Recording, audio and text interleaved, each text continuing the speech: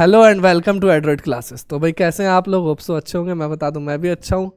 तो भाई डिबेंचर की एक और क्लास में हम आ गए हैं। इस बार डिबेंचर का पार्ट 2 है, यानी आपके डिबेंचर टॉपिक की क्लास 2 है।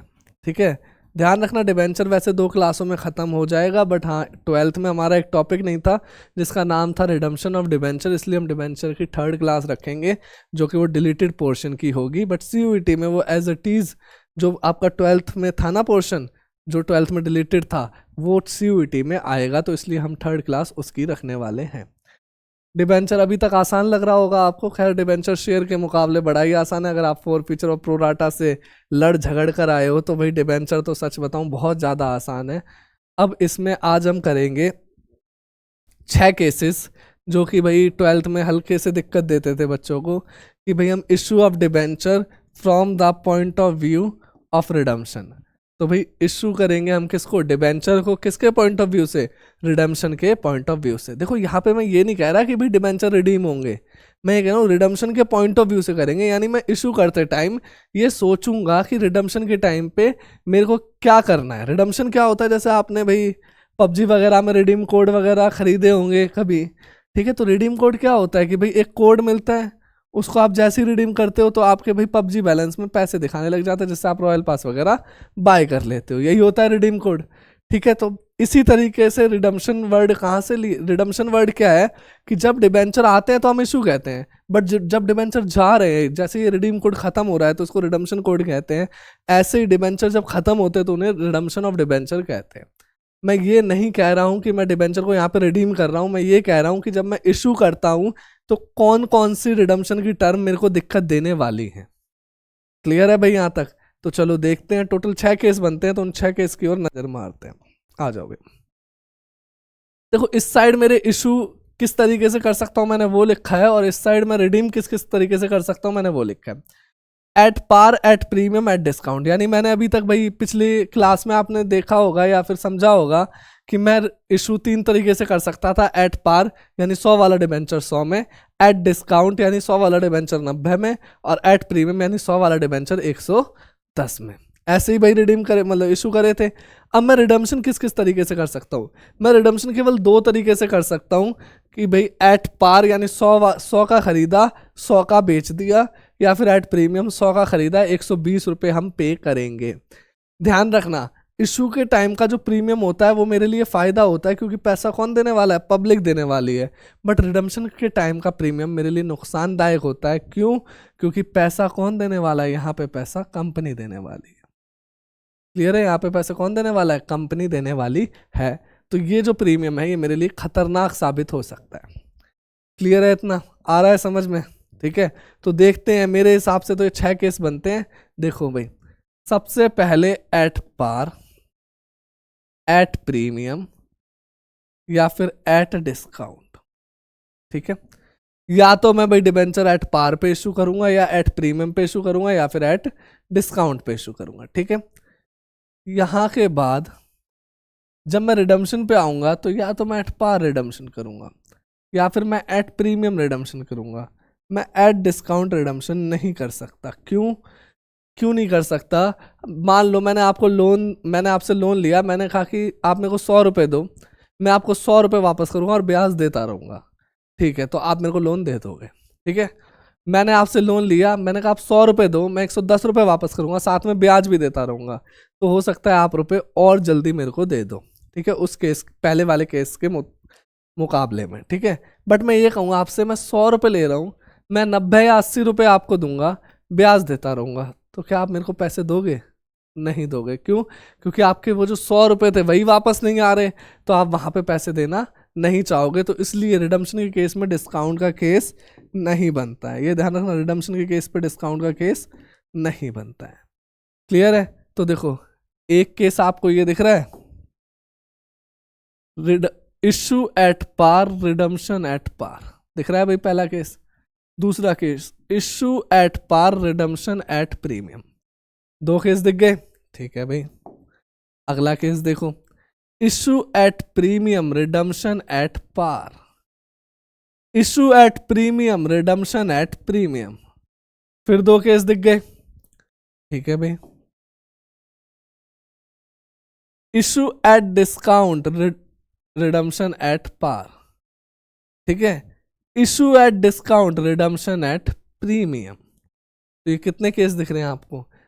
तीन, मतलब इसके दो, इसके दो, इसके दो, तो टोटल 6 केसेस मेरे को दिखाई दे रहे हैं। तो मैं एक बार पार से इशू करूंगा और पार से ही रिडीम करूंगा, फिर मैं पार से इशू करूंगा, प्रीमियम पे रिडीम करूंगा। ऐसी प्रीमियम पे इशू करूंगा, पार पे रिडीम करूंगा, पार पे इशू करूंगा, वो सॉरी प्रीमियम पे इशू करूंगा, प्रीमियम पे रिडीम करूंगा। डिस्काउंट पे इशू कर सकता हूँ, हाँ इशू मैं डिस्काउंट पे कर सकता हूँ।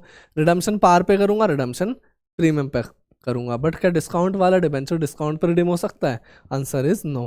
डिस्काउंट वाला प्रीमियम डिस्काउंट पे रिडीम नहीं हो सकता। आया भाई इतना समझ में? ठीक है, आ जाओ भाई। तो धीरे धीरे हम केसेस समझेंगे। एक चीज का हमेशा ध्यान रखना, दिक्कत वहीं आएगी जब रिडम्पशन पे प्रीमियम हो। एक बार फिर से हम पिछले पेज पे जा रहे हैं। इनके साथ जो भी केस बन रहा है, किसके साथ? प्रीमियम के साथ जो भी केस बन रहा है, प्रीमियम के साथ जो भी केस बन रहा है उसी में दिक्कत है। अगर रिडम्पशन में प्रीमियम है तो केवल उसी में दिक्कत है। अगर रिडम्पशन पे पार है तो ये तो इग्नोर वाली चीज है, इसकी तो कोई एंट्री नहीं करते। क्यों? क्योंकि 100 का डिबेंचर, लाइबिलिटी भी 100 की, पे भी 100 करने हैं, तो फिर बताओ एंट्री क्या करें? बट एंट्री यहाँ पर होती है 100 का डिबेंचर, 120 का प्रीमियम, तो 20 रुपये मेरे को देने पड़ते हैं। और ये ध्यान रखना, ये 20 रुपये मेरे लिए एक्सपेंस है, ठीक है। चलो पहला केस देखते हैं, कहाँ गया मेरा pen. When the debenture issue at par और रिडीमेबल एट पार, मतलब इशू भी पार पे हो रहा है और रिडीम भी पार पर ही हो रहा है। फॉर एग्जाम्पल, चांद limited issue 50,000 8% debenture of 100 rupees each. तो भाई चांद ने 50,000 8% डिबेंचर 100 रुपए ईच के इशू कर दिए। Payable on application, redeemable at par after 6 year, pass necessary general entry for issue of debenture in the books of Chand limited. तो अब एक बात बताओ, ध्यान से देखना, चांद लिमिटेड ने 50,000 डिबेंचर 100 रुपए ईच के क्या कर दिए? इशू कर दिए। यहाँ तक तो कोई दिक्कत नहीं आ रही, ठीक है। रिडीम कितने सालों में हो रहा है? रिडीम भाई 6 सालों में रिडम्पशन हम दे रहे हैं चांद को। क्या उसने कहा कि रिडम्पशन के टाइम पे कोई प्रीमियम है? ऐसा कुछ कहा नहीं। उसने क्या कहा? नॉर्मल 6 साल बाद ही रिडीम हो जाएंगे। यानी कि ये भाई पार वाला डिबेंचर कितने, किस पे बिक रहा है? पार पे ही वापस जा रहा है। तो हमारा ये वाला केस बन रहा है issue at par, redemption at par. बड़ा ही आसान केस है। पहले बताओ, पब्लिक हमारे पास आती है या हम पब्लिक के पास जाते हैं? पहले पब्लिक पैसे लेकर हमारे पास आती है। तो जैसे ही पब्लिक पैसे लेकर आएगी हम क्या करेंगे? बैंक अकाउंट को डेबिट कर देंगे। किस चीज के पैसे लेकर आ रही है? डिबेंचर अप्लीकेशन एंड अलॉटमेंट के पैसे लेकर आ रही है, ठीक है। देखो बीइंग लिखना जरूरी नहीं है, क्योंकि भाई हमारा जो एग्जाम है वो एमसीक्यू लेवल का एग्जाम है, तो बीइंग आपसे वो अब पूछेगा ही नहीं। खैर फॉर्मेट बनाना भी जरूरी नहीं है, ठीक है। तो भाई 50,000 डिबेंचर है 100 रुपए ईच के, तो ये तो भाई 50 लाख हो गया और ये भी 50 लाख हो गया, ठीक है। फिर क्या होगा? फिर debenture application and allotment account debit, to में कितने परसेंट डिबेंचर इशू कर रहे हैं? 8%, तो टू में 8% डिबेंचर्स, ठीक है। यहां तक क्लियर है? तो भाई यहाँ पे कितना है? 50 लाख, तो यहाँ पे भाई 50 लाख और 50 लाख। ये बताओ क्या नुकसान हुआ वापस करते टाइम पे? कोई नुकसान हुआ? नहीं हुआ। तो भाई मैं कोई एंट्री भी नहीं करूंगा जब नुकसान नहीं हुआ, बस खत्म हो गया केस। इजी है, यहां तक आ रहा है समझ में? ठीक है भाई। अगले केस करने से पहले मैं आपको एक चीज समझाना चाहता हूं। वो देखो यहाँ पे क्या है, अगर आपका कोई लॉस हो जाता है, loss on issue of debenture, या फिर कोई डिस्काउंट हो जाता है, discount on issue of debenture, discount तो हमने पढ़ा था, लॉस आएगा आगे, ठीक है। लॉस हो जाता है, डिस्काउंट हो जाता है, तो क्या करें? देखो लॉस हो चाहे डिस्काउंट हो, होने वाला क्या है? मेरे को होने वाला तो मेरे को नुकसान है, ठीक है। अब जो एक्सपेंस होता है, लॉस होता है, वो राइट ऑफ होता है। जैसे देखो 11th क्लास में हम जब जनरल एंट्री पे थे तो हमने एंट्री पास करी थी, सैलरी अकाउंट डेबिट टू में कैश अकाउंट, या फिर electricity bill account debit to में कैश अकाउंट, ये एंट्री पास करते थे। बट जैसे जैसे हम 11th क्लास में बड़े होने लगे वैसे वैसे हमने ट्रेडिंग P&L बनाना सीखा और यहाँ पे हमने सैलरी को डालना सीखा। यही सीखा था भाई, प्रॉफिट एंड लॉस में सैलरी आती थी। हाँ सर आती थी। तो अब बताओ भाई, प्रॉफिट एंड लॉस अकाउंट तो डेबिट हो रहा है, ठीक है। टू में किसकी वजह से डेबिट हो रहा है? सैलरी की वजह से। तो यहाँ पे लिखो टू में सैलरी अकाउंट, ऐसे ही लिखते थे भाई, ऐसे ही करते थे, ठीक है। सेम इसी तरीके से loss on issue of debenture और discount on issue of debenture भी राइट ऑफ होंगे। क्या कहा मैंने? सेम इसी तरीके से loss on issue of debenture या discount on issue of debenture भी राइट ऑफ होंगे। और राइट ऑफ होने के लिए इनके पास दो जगह है, जैसे वहां पे ट्रेडिंग P&L हुआ करता था ना, ऐसे यहाँ पे भी दो जगह है। पहले आप जाओगे सिक्योरिटी प्रीमियम रिजर्व के पास, ये रिजर्व अगर तेरे पास पैसे हैं तो मेरे इस एक्सपेंस को झेल ले। अब इसके पास पैसे होंगे तो भाई ये एक्सपेंस को झेल लेगा, नहीं पैसे होंगे तो ये एक्सपेंस को नहीं झेल पाएगा। तो ये भाई किसके पास जाएगा? अब ये जाएगा स्टेटमेंट ऑफ P&L के पास, ठीक है। इस तरीके से एंट्रीज होंगी। अब देखो एंट्री तो चलो बाद में देखते हैं, पहले आप SPR के पास जाओगे फिर स्टेटमेंट ऑफ P&L के पास जाओगे। फॉर एग्जाम्पल वापस लाएंगे उसको, देखते हैं एग्जाम्पल, देखते हैं कि भाई आपको पैसों की नीड है। तो भाई लड़के लोग हैं भाई, पहले मान लो मम्मी से पैसे मांगे या पापा से मांग लिए पैसे, ठीक है। चलो बच्चे हो चाहे बच्चे हो भाई, मांगेंगे तो पेरेंट्स से ही। तो आपने पहले पापा से पैसे मांगे, ठीक है। पापा ने भाई पैसे देने से मना कर दिया, साफ साफ इनकार कर दिया कि ये खर्चा मैं नहीं झेलने वाला, ठीक है। तो ये खर्चा आपको करना ही नहीं है। अब आप क्या करोगे? अगर पापा ने मना करा तो मम्मी को मनाने पहुंच जाओगे, और मम्मी ने मना करा तो पापा को मनाने पहुंच जाओगे, ठीक है। अगर दोनों ने मना कर दिया तो बताओ क्या वो अब खर्चा कर सकते हो? वो तो खर्चा अब हो ही नहीं सकता। तो इसी तरीके से ये कौन बोल रहा है कि भाई ये पापा मम्मी है? पापा मम्मी नहीं है भाई, ठीक है। इसी तरीके से आप SPR के पास पहले जाओगे और फिर स्टेटमेंट ऑफ P&L के पास जाओगे। SPR अगर आपको पैसे दे दे तो भाई ठीक है, और नहीं हो इसके पास, बेचारा कह रहा है कि भाई मेरे पास पैसे नहीं है, चिल्ला चिल्ला के बोल रहा है, तो अब आप स्टेटमेंट ऑफ P&L के पास जाओगे और ये इतना अच्छा आदमी है, ये आपसे मना नहीं करेगा, ये कहेगा ठीक है भाई मैं बैठा हुआ हूँ, तो कर खर्चा जितना कर सकता है। क्लियर है? तो अब एंट्री क्या करेंगे? स्टेटमेंट ऑफ P&L, खर्चा है तो डेबिट होगा, या फिर सिक्योरिटी प्रीमियम रिजर्व, खर्चों को झेलेगा, loss on sale of, sorry loss on,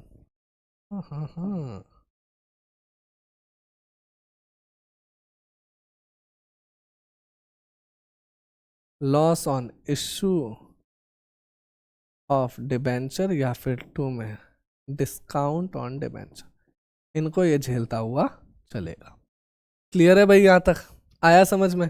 तो इस तरीके से हम एंट्रीज को करते हैं। चलो भाई क्लियर है? तो देखो यहाँ तो कोई लॉस नहीं था, नुकसान नहीं था, तो हमने झेला भी नहीं। अब आगे आगे धीरे धीरे लॉस आएगा। अगला केस देखते हैं, when the debenture issue at par but redeem at premium. मतलब क्या है कि भाई 100 वाला डिबेंचर इशू तो भाई 100 में ही करा, बट रिडम्पशन के टाइम पे हम प्रीमियम पर चले गए, मतलब कि अब वो 110 या 120 हमको पे करना पड़ेगा, ये हमारे लिए नुकसान है, ठीक है। तो Asha limited issued ₹8,09,000 debenture of ₹100 each at par.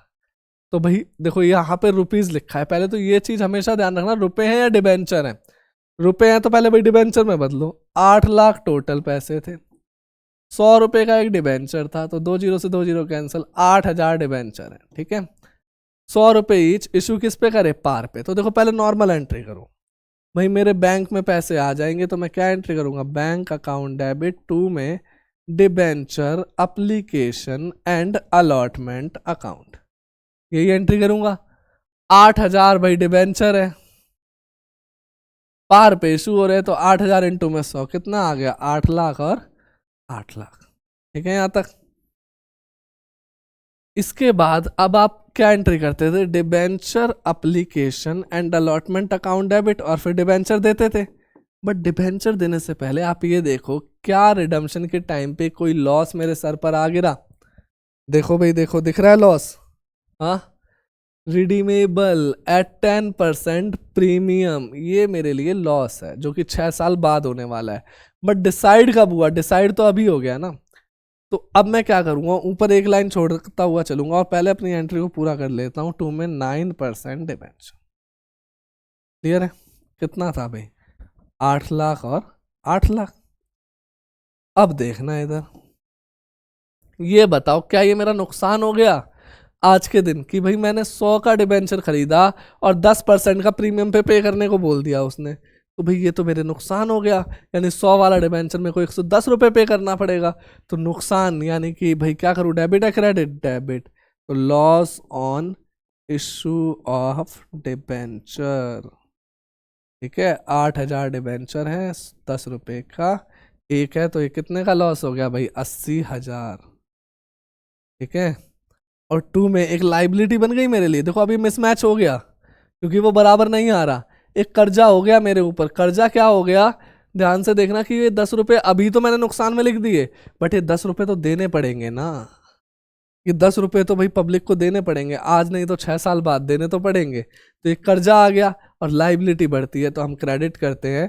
तो क्या लिखेंगे? 2 में प्रीमियम ऑन रिडम्पशन। क्लियर है? कितना है? 80,000 और 80,000। आया भाई यहां तक समझ में? ठीक है, तो सर आपने ये क्यों सिखाया था मेरे को, ये बताओ। अच्छा एक बात बताओ, क्या लॉस हो गया? हाँ। लॉस का डेबिट हो गया? हाँ भाई, लॉस डेबिट तो दिख रहा है। तो मतलब खर्चा जो एक्सपेंस है उसका जन्म हो गया। और भाई ये धरती लोग है, जिसका जन्म हुआ है उसका उसका मरना भी निश्चित है। तो अब उसको मारा जाएगा। मारने को अकाउंट्स में राइट ऑफ कहते हैं। बताओ कहीं पे आपको एसपीआर दिख रहा है? कोई क्वेश्चन में एसपीआर दिख रहा है? नहीं। तो मैं एसपीआर के पास गया कि हे एसपीआर मेरे को भाई पैसे दे दो। एसपीआर ने क्या कर दिया? मना कर दिया कि अफसोस के साथ कहना पड़ रहा है कि मेरे पास पैसे नहीं है। तो अब एसपीआर ने मना कर दिया। अब आप जाओगे statement of P and L के पास कि हे पी एंड एल भाई एसपीआर मना कर चुका है, अब तो आपको पैसे देने पड़ेंगे। तो भाई पी एंड एल पैसे दे देगा और सीधा ये राइट ऑफ कहाँ से हो जाएगा? Statement of P and L से। तो यहाँ पे एंट्री पास करोगे, statement of P and L, loss है तो ये डेबिट हो जाएगा। और भाई कौन सा एक्सपेंस खत्म हो गया? 2 में loss on issue of debenture. ध्यान रखना एक ही चीज का, फिर से कह रहा हूं ध्यान रखना केवल और केवल एक ही चीज का। आपको ये याद रहेगा, ये याद रहेगा, ये याद नहीं रहेगा। तो भाई इसको ध्यान रखना कि जो एक्सपेंस मेरे सामने पैदा हुआ है उसको मारना भी मेरे को ही है। ठीक है, अगर कोई इनकम होती तो इनकम भी राइट ऑफ होती पी एंड एल में जाकर। ठीक है भाई, आया समझ में? तो इस तरीके से केस नंबर 2 हमारा खत्म होता है।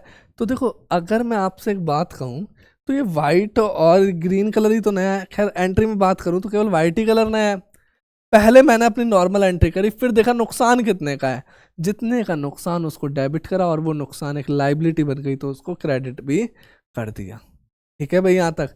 अब आपके मन में एक और डाउट आ रहा होगा कि सर माना कि आपने इसको डेबिट से राइट ऑफ कर दिया, इसको भी तो राइट ऑफ करते। ये बच्चे लाइबिलिटी है और लाइबिलिटी राइट ऑफ नहीं होती, लाइबिलिटी बैलेंस शीट के अंदर जाती है। ठीक है, तो एक्सपेंस केवल यहाँ पर यही है, ये भी लाइबिलिटी है और वो भी लाइबिलिटी थी, वो खत्म हो गई। ठीक है, तो इसलिए उसको ही राइट ऑफ करना पड़ा। एक्सपेंस दो होंगे तो मैं दो चीज़ों को राइट ऑफ करूंगा। क्लियर है भाई यहाँ तक? आ रहा है समझ में? चलो भाई केस 3 फिर से एक आसान केस की ओर बढ़ते हैं। When the debenture issue at premium, तो डिबेंचर किस पे इशू हो रहा है? प्रीमियम पे। और रिडीम किस पे होगा? पार पे। रिडीमेबल पार है तो घबराने की जरूरत ही नहीं है क्योंकि नुकसान तो होना ही नहीं है। तो अपना नॉर्मल एंट्री कर लो। तो बताओ भाई पहले बैंक में पैसे आएंगे, बैंक अकाउंट डेबिट। 2 में डिबेंचर एप्लीकेशन एंड अलॉटमेंट। तो भाई पहले नंबर ऑफ डिबेंचर निकालो, 8 लाख। ठीक है, एक डिबेंचर है 100 रुपये का, फिर से 8,000। तो 8,000 डिबेंचर, प्रीमियम कितने का है भाई इशू के टाइम पे? 5 रुपये का। तो 8,000 इंटू में 105 रुपये। ठीक है, क्लियर है यहाँ तक? यही बैंक में आ जाएगा। फिर उसके बाद क्या एंट्री करोगे, debenture application and allotment account debit. 2 में कितने परसेंट डिबेंचर दे रहे हो, 9% डिबेंचर, और 2 में सिक्योरिटी प्रीमियम रिजर्व। बट इस एंट्री को करने से पहले ये ध्यान रखना, देख लेना रिडम्पशन पे कोई ऐसी चीज तो नहीं है जो दिक्कत दे। नहीं, रिडम्पशन तो यहाँ पे क्या है, पार पर है, तो कोई भी दिक्कत देने वाली बात नहीं है। तो सीधा एंट्री करो भाई, 8,000 पे 100 के डिबेंचर हैं जो कि होंगे 8 लाख, और 8,000 पे 5 रुपए का प्रीमियम है जो कि होगा 40,000। तो इस पे कितने आए होंगे, 8,40,000। ये लिखना भूल गए थे, चलो कोई नहीं, ठीक है, क्लियर है यहाँ तक। तो इस तरीके से एंट्री होगी। यहाँ पे रिडम्पशन पार पे था तो मेरे को कोई दिक्कत नहीं हुई। चलो भाई अगले केस की ओर बढ़ते हैं। रिडम्पशन फिर से आ गया, when the debenture issue at premium और रिडीम एट प्रीमियम। तो यहाँ पे झंझट डबल है, बट हाँ मेरे को तो प्रीमियम की इशू की एंट्री आती है भाई, प्रीमियम के इशू की एंट्री तो हम सीख ही रहे हैं तब से। बट यहाँ पे रिडम्पशन भी आ गया, किस पे, प्रीमियम पे। तो दो प्रीमियम है। पहले तो इस बात का ध्यान रखना, इशू वाला प्रीमियम मेरा सिक्योरिटी प्रीमियम रिजर्व है, ठीक है, और भाई ये वाला प्रीमियम ये लॉस है, वो मेरे को मिल रहा है, ये मेरे को देना पड़ेगा। क्लियर है भाई, यहाँ तक आया समझ में, बता देना भाई कोई दिक्कत हो, परेशानी हो। चलो करें क्वेश्चन स्टार्ट। पहला, HP लिमिटेड इशूड 7 लाख, यहाँ पे फिर रुपीस का साइन है तो नंबर ऑफ डिबेंचर निकाल लो। 7 लाख, एक डिबेंचर 100 रुपए का है, तो भाई 7,000 डिबेंचर हो गए। तो बताओ एंट्री पास करो, बैंक अकाउंट डेबिट। 2 में debenture application and allotment account, ठीक है भाई। 7,000 डिबेंचर हैं, कितने पैसे आएंगे, इशू कितने पे हो रहा है, 100 रुपए each at a premium of 5%। देखो इशू के टाइम पे केवल इशू की चीज देखो, तो भाई 7,000 पे 105 रुपए आएंगे, ठीक है भाई, क्लियर है। तो टोटल पैसे कितने आ जाएंगे, 7,35,000 रुपए मेरे खाते में आ जाएंगे। फिर क्या करूंगा मैं, फिर डिबेंचर अप्लीकेशन एंड अलॉटमेंट को खत्म, ठीक है। 2 में कितने परसेंट डिबेंचर दे रहे हैं भाई, 10%, तो 2 में 10% डिबेंचर, और 2 में फिर क्या आएगा, सिक्योरिटी प्रीमियम रिजर्व भी है। हाँ, अब आप कहोगे सर आपने एक लाइन क्यों छोड़ दी, मैंने कहा था अगर रिडम्पशन पे भी प्रीमियम हो तो एक लाइन छोड़ देना, ठीक है। तो भाई यहाँ पे कितना आ गया, 7,35,000, डिबेंचर तो 100 के थे यानी 7 लाख, और भाई 35,000 का प्रीमियम।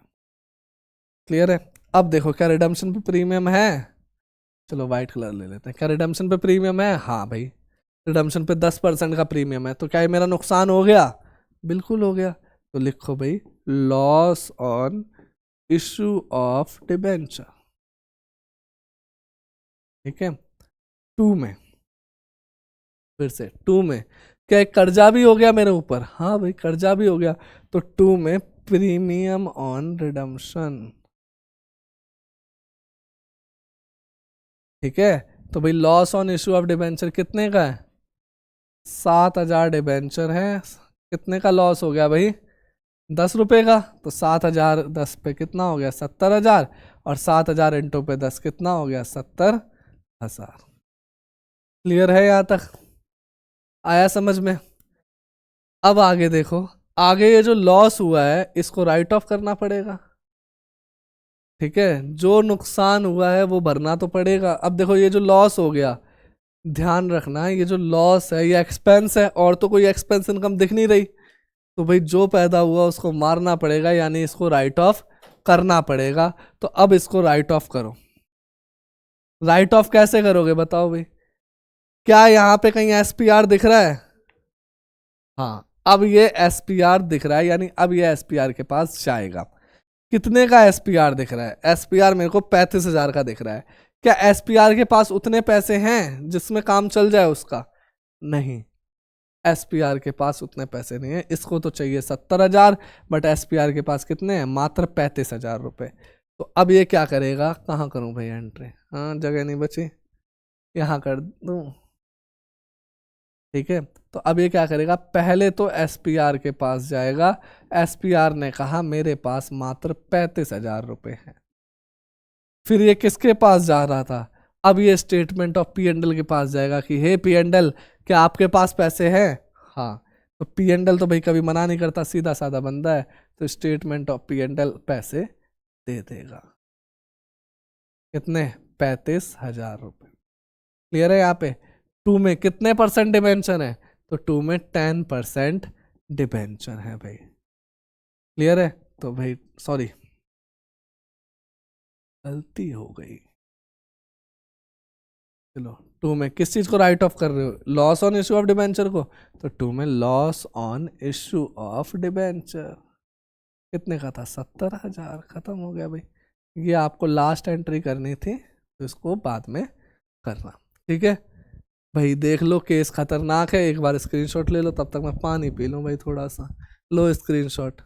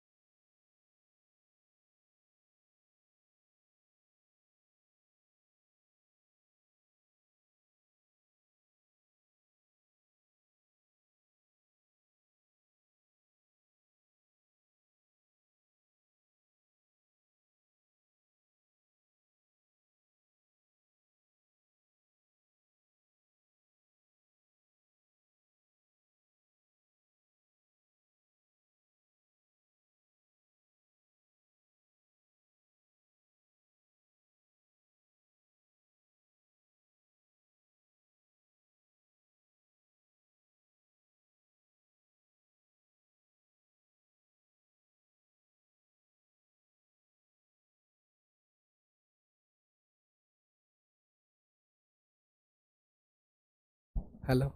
ठीक है भाई, देखो हम यूट्यूब पे तो कह देते थे कि भाई स्क्रीनशॉट ले लेना, ठीक है, यहाँ तो कह भी नहीं सकते क्योंकि आपका स्क्रीनशॉट ब्लैक आएगा, तो आपको लिखना ही पड़ेगा। ठीक है, तो लिखते जाना जो जो लिखवा रहा हूँ।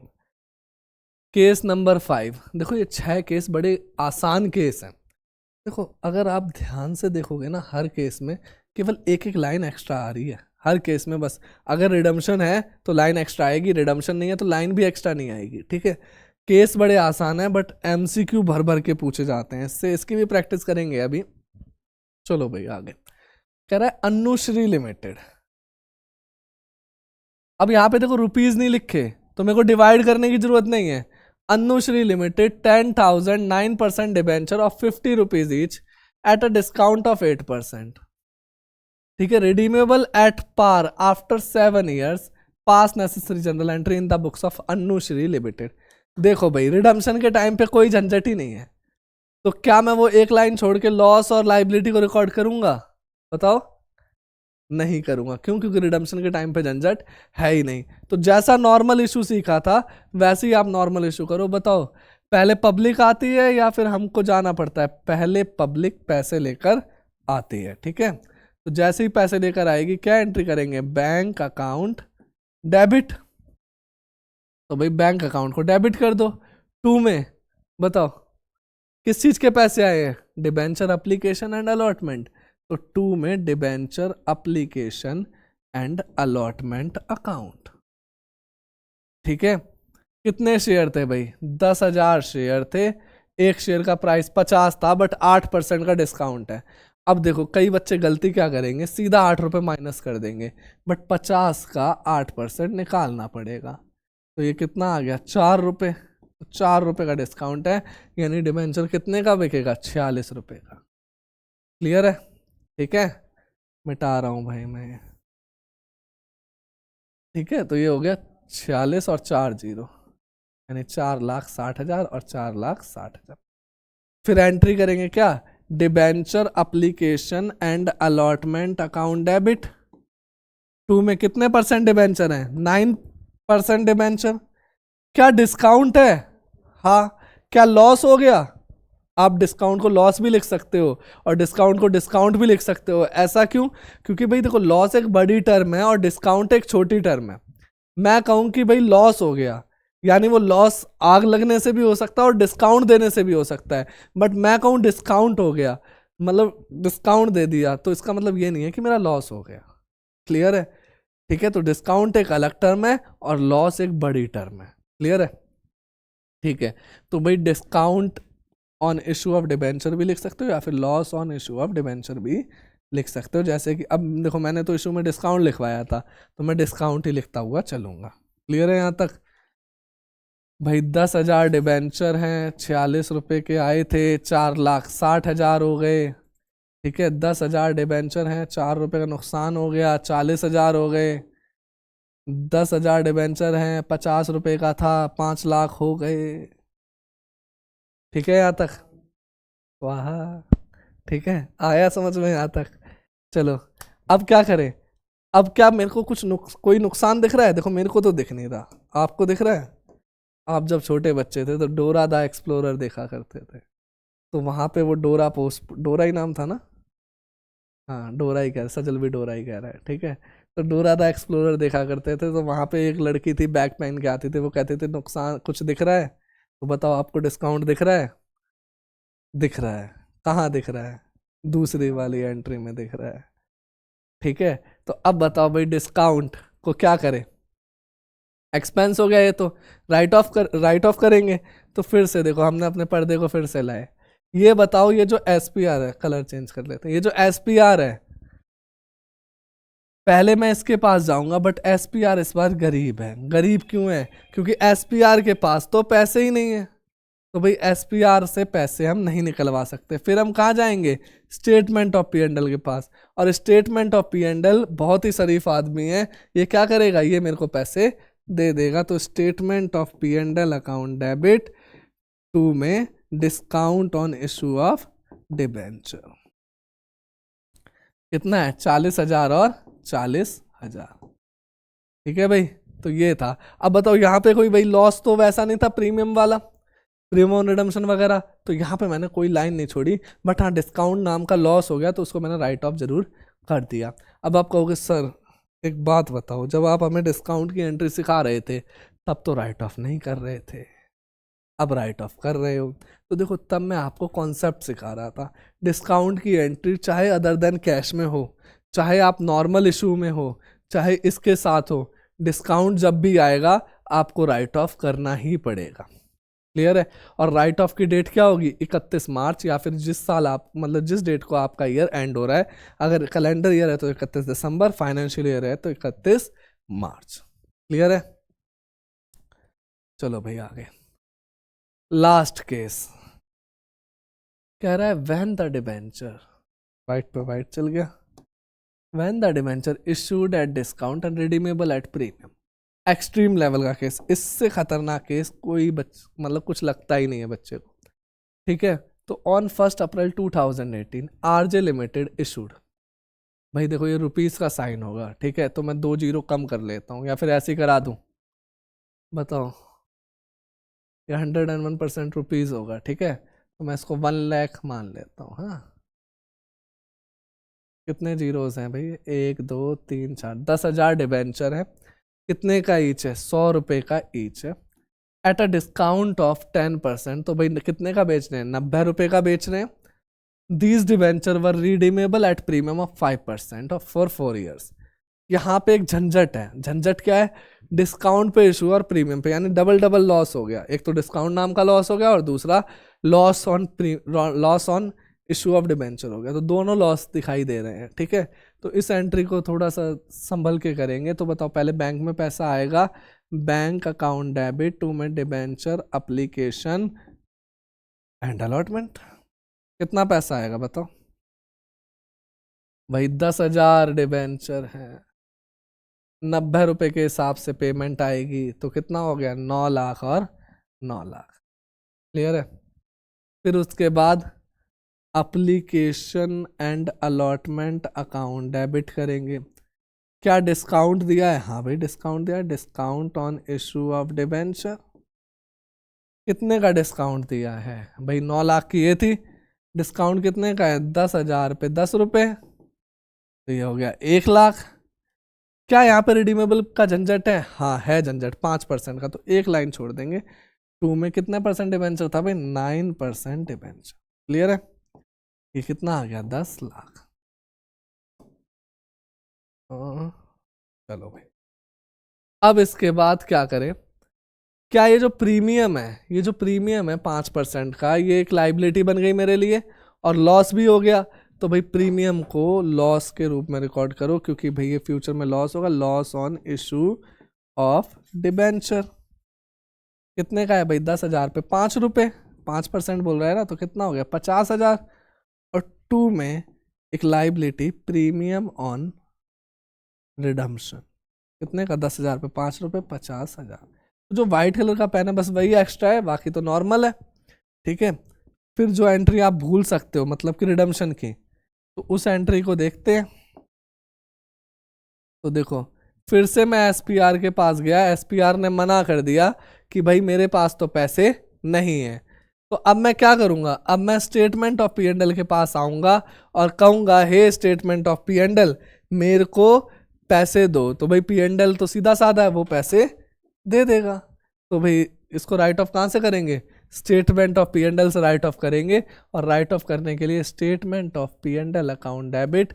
अब देखो दो दो तरीके के डिस्काउंट हैं, एक डिस्काउंट ये वाला, सॉरी दो दो तरीके की लॉस है, एक लॉस ये वाला और दूसरा लॉस ये वाला। क्लियर है, तो दोनों तरीके के लॉस को क्या करेंगे हम, राइट ऑफ करेंगे। तो यहां पे आ गया 2 में discount on issue of debenture और 2 में loss on issue of debenture. अगर आप एक साथ लिखते तो एक ही लॉस होता, तो एक ही को राइट ऑफ करते। ठीक है भाई, 1,00,000 का ये और 50,000 का ये, तो टोटल कितना हो गया, 1,50,000 रुपए। आया भाई यहां तक समझ में, क्लियर है? ठीक है भाई, लिख लो, लिखने का समय दे रहा हूं मैं अभी, लिख लो। आप यहाँ स्क्रीनशॉट नहीं खींच सकते क्योंकि आपकी स्क्रीन ब्लैक आने वाली है।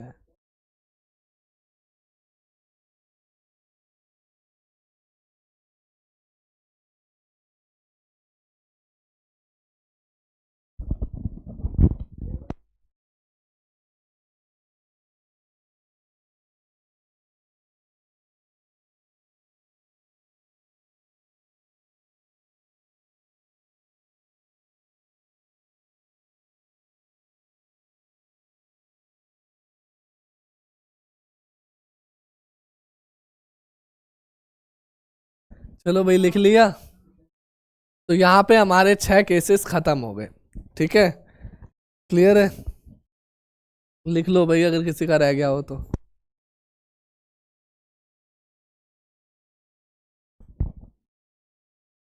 ठीक है भाई, लिख लिया होगा। चलो आगे चलते हैं।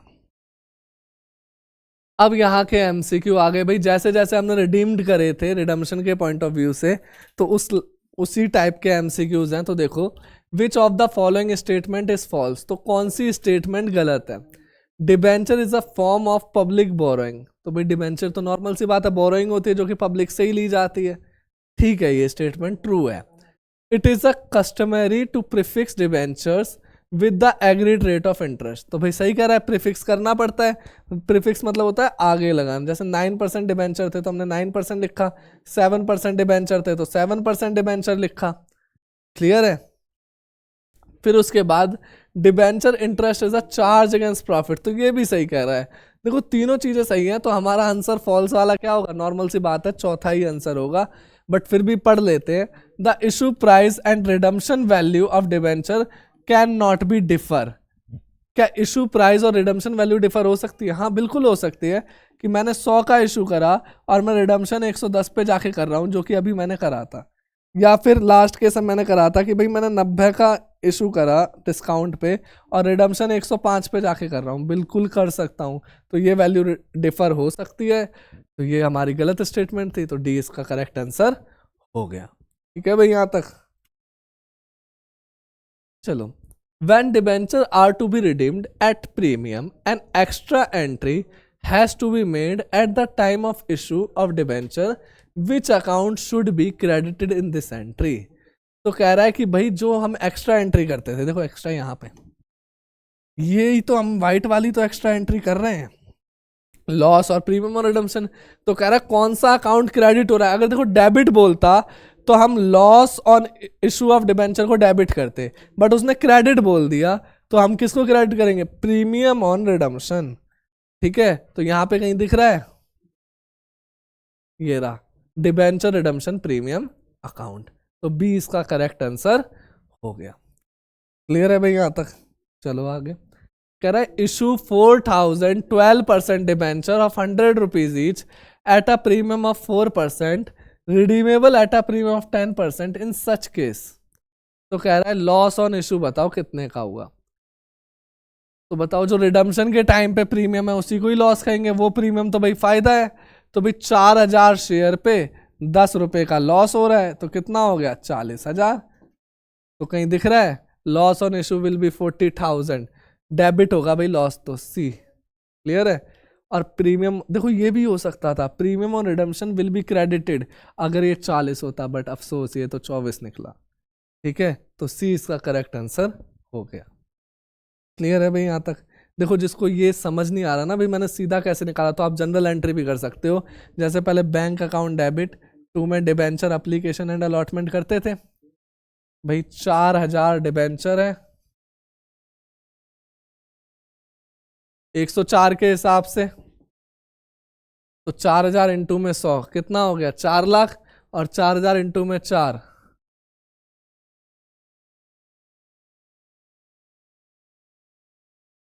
ठीक है। फिर यहाँ पे करेंगे debenture application and allotment account debit,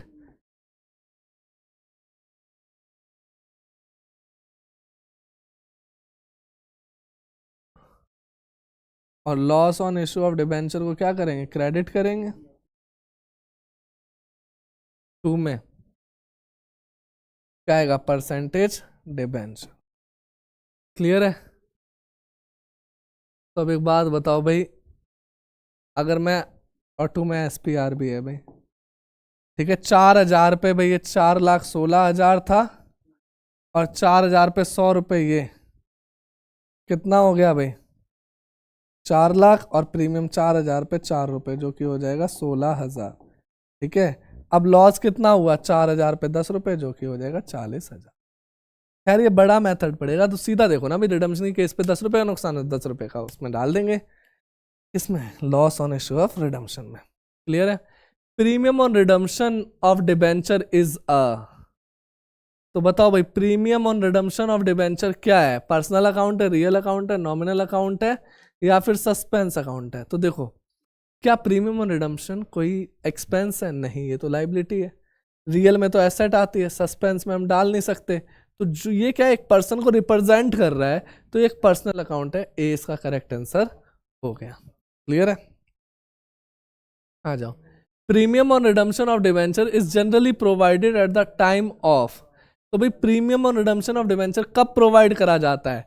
provide तो भाई, प्रोवाइड मतलब कब दिया जाता है, या फिर एक second, premium on redemption of debenture is generally provided at the time of, तो कह रहा है किस टाइम पे इसको प्रोवाइड कराया जाता है। ठीक है, तो प्रोवाइड तो भाई हम इशू के टाइम पे ही कर देते हैं, तो ए इसका करेक्ट आंसर हो गया इशू ऑफ डिबेंचर। क्लियर है भाई? इशू ऑफ डिबेंचर के टाइम पे ही हम इसको प्रोवाइड करते हुए एंट्री में चलते हैं, तभी वहां पे हम loss on issue of debenture लिखते थे। Debenture can not be redeemed eight, किस चीज पे डिबेंचर रिडीम ही नहीं हो सकते? तो सी डिस्काउंट पे डिबेंचर रिडीम नहीं हो सकते। क्लियर है भाई यहां तक? चलो आगे। अब हमारा अगला टॉपिक आता है interest on debenture. Interest on debenture क्या होता है? देखो नॉर्मल एक चीज है, अगर आप मेरे को पैसे दे रहे हो तो बदले में क्या लोगे? ब्याज लोगे। ऐसे ही पब्लिक कंपनी को पैसे दे रही है, तो बदले में क्या चाहती है? ब्याज चाहती है। तो वही interest on debenture, when a company issue debentures it has to pay interest thereon at a fixed rate on face value. Interest on debenture is a charge against profit and must be paid whether the company has earned profit or loss. मतलब ये एक charge against profit, ये तो हमने भाई characteristics में भी पढ़ा था, ये चार्ज अगेंस्ट प्रॉफिट है, और ये चाहे लॉस हो चाहे गेन हो आपको देना ही पड़ेगा। ठीक है, तो भाई मनी पब्लिक ने दी किसको? कंपनी को, और कंपनी ने बदले में क्या दे दिया? इंटरेस्ट दे दिया। तो इसकी एंट्री क्या होगी? ओहो, नहीं नहीं, तो इसकी एंट्री क्या होगी? चलो यही एंट्री करा देता हूँ। Interest on debenture account debit to में सीधा डिबेंचर होल्डर। ठीक है, जो भी इंटरेस्ट निकल कर आएगा, मान लो 1 लाख है डिबेंचर 9% के हिसाब से, तो 9,000 और 9,000, फिर डिबेंचर होल्डर को आप पे कर दोगे, तो debenture holder account debit to में बैंक अकाउंट। क्लियर है? आया समझ में इतना? ठीक है।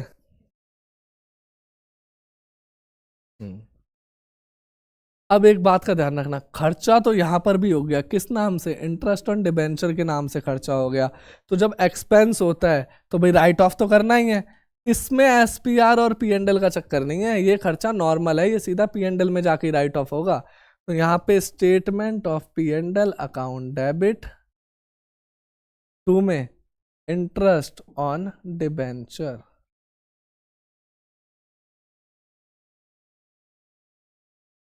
खत्म हो गया भाई। आया समझ में इतना? ठीक है, तो देखो पहले मैंने इंटरेस्ट को डेबिट करा, टू में डिबेंचर होल्डर, फिर डिबेंचर होल्डर नाम की लाइबिलिटी खत्म करी, बैंक से पे आउट कर दी, और स्टेटमेंट ऑफ पीएनडल में जाके उसको क्या कर दिया? राइट ऑफ भी कर दिया। क्लियर है भाई? यहां तक आ रहा है समझ में?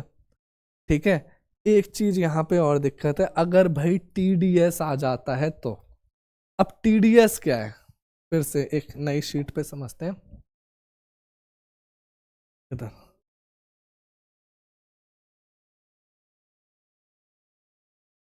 टीडीएस क्या है? टीडीएस है टैक्स डिडक्टेबल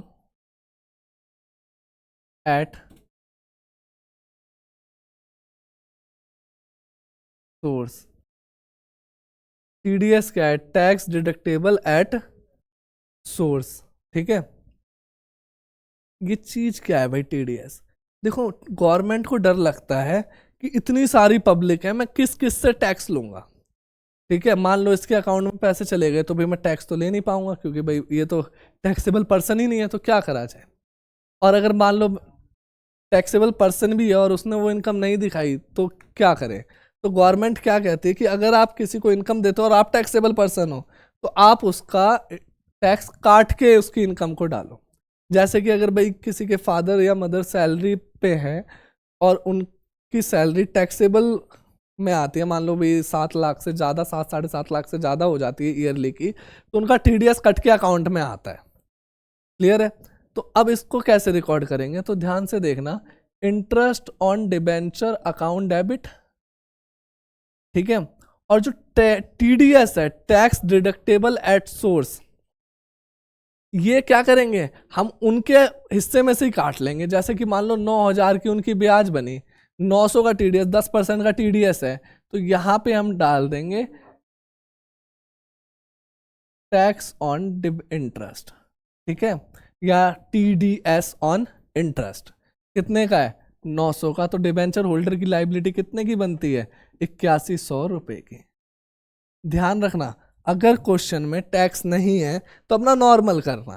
ठीक है, अगर क्वेश्चन में टैक्स आ जाता है तो भाई टीडीएस जरूर काट देना, टैक्स ऑन इंटरेस्ट, या फिर आप सीधा लिख देना टीडीएस ऑन इंटरेस्ट। क्लियर है? यहां तक आया समझ में? फिर क्या करोगे? फिर बैंक से पे करोगे। बैंक से पे करोगे तो डिबेंचर होल्डर नाम की लाइबिलिटी खत्म, टू में बैंक कितना? 8100 और 8100। फिर भाई टीडीएस नाम की लाइबिलिटी भी खत्म करनी पड़ेगी, तो TDS on interest account debit to में बैंक। तो भाई ये काम बढ़ जाता है अगर यहाँ पे टीडीएस आ गया तो। क्लियर है भाई? यहां तक आया समझ में इतना?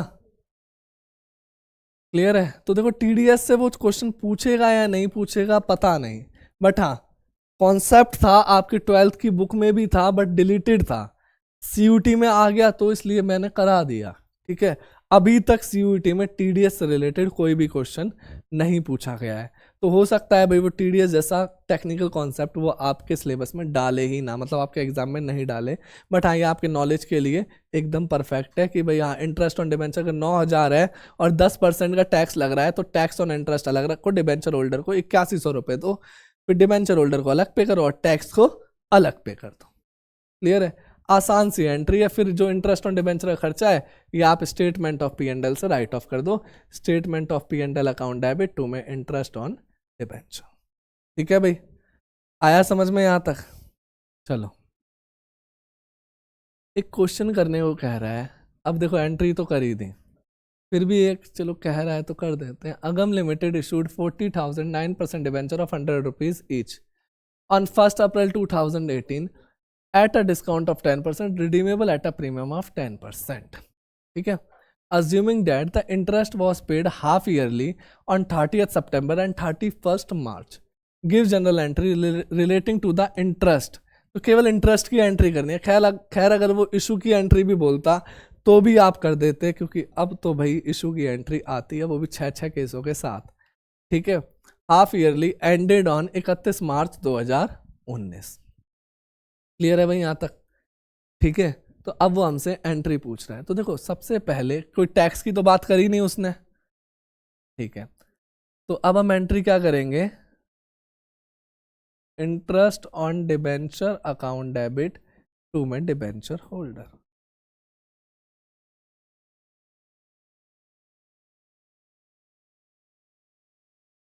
$40,000 डिबेंचर है, 10% के डिस्काउंट पे, तो 40,000 इंटू में 90 रुपये, तो ये आ गया कितना हो गया भाई? 4 9 36, 36 लाख। ओ इंटरेस्ट की एंट्री करनी थी ना, सॉरी। इधर देखो भाई, 40,000 डिबेंचर है और एक डिबेंचर कितने का है? 100 रुपये का। तो भाई डिबेंचर की वैल्यू कितनी होगी? 40 लाख। अब आप इंटरेस्ट दोगे 40 लाख रुपए। इंटरेस्ट का रेट कितना है? 9%। और कितने महीने का इंटरेस्ट दोगे भाई? 6 महीने का ही, क्योंकि 30 सितंबर को ही देना है। तो 6/12।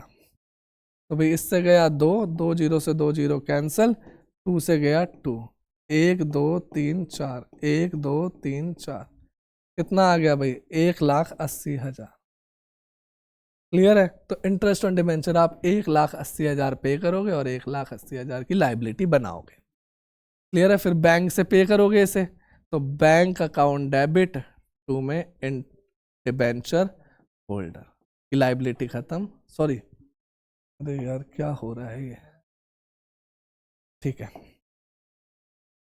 डिबेंचर होल्डर नाम की जो लाइबिलिटी थी वो बढ़ रही थी, तो इसको हमने क्रेडिट करा था। अब जब पे करोगे तो लाइबिलिटी कम होगी, तो debenture holder account debit to में बैंक अकाउंट। कितना? 1,80,000 और 1,80,000। ठीक है, वही सेम एंट्री आप 31 मार्च को भी करोगे। 6 महीने बीतेंगे तो फिर से आप इंटरेस्ट ऑन डिबेंचर को ड्यू करोगे डिबेंचर होल्डर के लिए, और फिर से आप इसको पे कर दोगे। क्लियर है यहां तक? फिर इसके बाद लॉस कितने का हो गया? 1,80 का इधर और 1,80 का इधर, तो टोटल 3,60,000 को स्टेटमेंट ऑफ P&L से राइट ऑफ कर दोगे। तो कुल मिला के अगर साल का ब्याज यहाँ पे 3,60,000 आ रहा था और उसने 2 भागों में बांटने को कहा, तो हमने 2 अलग अलग भागों में बांट दिया। बट अगर साल का ब्याज 4 भागों में बांटने को, जैसे क्वार्टरली दे दो, तो हम 4 अलग अलग भागों में बांट के फिर राइट ऑफ की एंट्री करेंगे। क्लियर है? तो चलो भाई इसके कुछ क्वेश्चंस देखते हैं। Interest payable on debenture is, तो बताओ इंटरेस्ट क्या है? एप्रोप्रिएशन ऑफ प्रॉफिट है ना? चार्ज अगेंस्ट प्रॉफिट है, हाँ, क्योंकि चार्ज अगेंस्ट प्रॉफिट पे लॉस हो चाहे प्रॉफिट हो देना ही पड़ेगा, वो रुकेंगे नहीं। Transfer to reserve and surplus नहीं है, फंड भी नहीं है, तो इसका बी करेक्ट आंसर हो गया। ठीक है, चलो आगे। Interest on debenture issue at as collateral security is paid on nominal value of debenture, no interest is paid, face value of debenture, paid up value of debenture. ध्यान देना भाई, collateral security में तो हम इंटरेस्ट देते ही नहीं है। क्यों? क्योंकि आपने डिबेंचर ही अभी बैंक को नहीं दिए। अगर आप फ्रॉड करोगे तभी डिबेंचर बैंक को दोगे। ठीक है, तो आपने डिबेंचर ही नहीं दिए, तो यहां पे क्या आएगा? No interest is paid. चलो, loss on issue of debenture is written off in the year of the issue of debenture. तो loss on issue of debenture कहां पे राइट ऑफ होता है? In the year of issue of debenture नहीं। देखो भाई पहले पढ़ लेते हैं क्या कह रहा है। लॉस जो इशू ऑफ डिबेंचर पे हुआ, यानी कि डिस्काउंट पे हो सकता है और प्रीमियम और रिडम्पशन पे हो सकता है, तो बताओ कब राइट ऑफ होता है? In the year of issue of debenture. तो भाई ये मेरे को सही लग रहा है, क्योंकि जिस साल हम इशू की एंट्री करते हैं उसी साल हम राइट ऑफ कर लेते हैं। या फिर during the life of the business debenture ना, within 3 year of debenture नहीं, in the year of redemption of debenture नहीं, तो पहला ही इसका करेक्ट आंसर है in the year of issue of debenture. Clear है यहाँ तक? चलो, on 1 April 2007 Sunrise Limited issued 5,000 8% debenture of 100 rupees each at a discount of 5%. What will be the total amount of interest for the year ending 31 मार्च 2008? हमेशा याद रखना face value पे interest जाता है। 100 रुपए का डिबेंचर है तो 100 रुपए की फेस वैल्यू पे ही इंटरेस्ट जाएगा। ठीक है, तो भाई 5,000 डिबेंचर थे 100 रुपए के हिसाब से, तो 5 लाख का 8% पूरे साल का, तो 2 जीरो से 2 जीरो कट गया, 5 8 40,000, तो सी इसका करेक्ट आंसर हो गया। क्लियर है? ठीक है,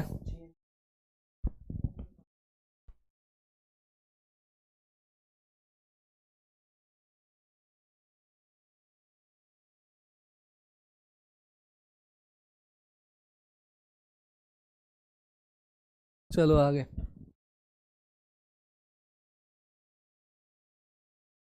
Globe Limited issued 20,000 9% debenture of 100 rupees each at a discount of 5%, redeemable at the end of 5 years at a premium of 6%. हमेशा ध्यान रखना कि भाई अगर इसने इंटरेस्ट की बात करी तो फेस वैल्यू पे इंटरेस्ट जाएगा। For what amount loss on issue of debenture will be debited? अरे इसने तो बात ही दूसरी कर दी। चलो भाई, डिस्काउंट और लॉस, डिस्काउंट भी लॉस के अंदर कवर हो सकता है और लॉस तो भाई लॉस है ही, क्योंकि लॉस एक बड़ा टर्म है।